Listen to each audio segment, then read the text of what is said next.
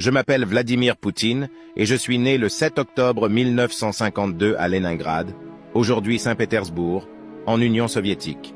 Ma famille était modeste et mes parents étaient de fervents communistes. Mon père, Vladimir Spiridonovitch Poutine, était un ouvrier, tandis que ma mère, Maria Ivanovna Poutine, travaillait dans une usine. Leur influence a façonné mes premières années et m'a inculqué des valeurs de travail acharnées, de discipline et de loyauté envers mon pays. En grandissant, j'ai développé un intérêt pour les sports et j'ai montré des compétences prometteuses en judo. Cette passion m'a non seulement enseigné la discipline et la détermination, mais m'a également donné la chance de voyager et de représenter mon pays lors de compétitions internationales. J'ai également consacré du temps à mes études et j'ai obtenu une maîtrise en droit de l'Université d'État de Leningrad. Après mes études, j'ai rejoint le KGB, le service de renseignement soviétique, où j'ai travaillé pendant 16 ans. Ce fut une période de ma vie intense et formatrice, où j'ai appris l'importance du secret, de l'analyse des informations et de la prise de décisions rapides.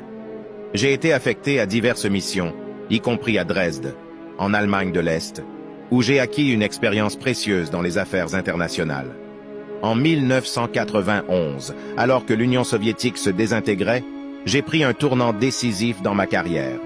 Je suis rentré à Saint-Pétersbourg et j'ai commencé à travailler dans l'administration municipale. Grâce à ma réputation de personne efficace et dévouée, j'ai rapidement gravi les échelons et j'ai été nommé maire de la ville en 1991. Ce fut une période de changement et de défis, mais j'ai réussi à mettre en œuvre des réformes économiques et à améliorer la qualité de vie des habitants. En 1999, j'ai été nommé Premier ministre de la Russie par le président Boris Eltsine. Cette nomination a été un tournant majeur dans ma vie. Quelques mois plus tard, Eltsine a annoncé sa démission et m'a proposé de devenir le président par intérim. Le 31 décembre 1999, j'ai pris mes fonctions de président et j'ai commencé à façonner la Russie selon ma vision.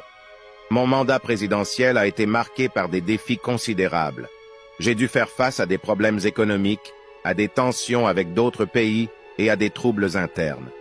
J'ai mis en œuvre des réformes économiques, renforcé l'autorité de l'État et cherché à restaurer la grandeur de la Russie sur la scène internationale.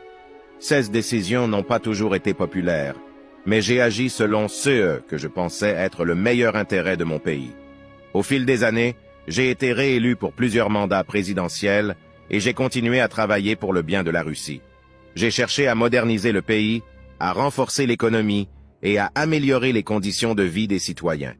Mon leadership a été marqué parfois par la controverse et les critiques, mais j'ai toujours agi en fonction de mes convictions. En regardant en arrière sur ma vie, je suis fier des réalisations que j'ai accomplies en tant que leader de la Russie. J'ai cherché à maintenir la stabilité et la souveraineté de mon pays et à défendre les intérêts russes sur la scène mondiale. Mon objectif a toujours été de faire de la Russie une nation prospère, respectée et influente. Ma vie a été une série de choix et de défis. J'ai été guidé par ma passion pour mon pays et mon désir de le voir réussir. Alors que je me tourne vers l'avenir, je reste déterminé à continuer à servir la Russie et à travailler pour le bien de mon peuple. L'histoire n'est pas encore terminée et je suis prêt à faire face à tous les défis qui se présentent à moi.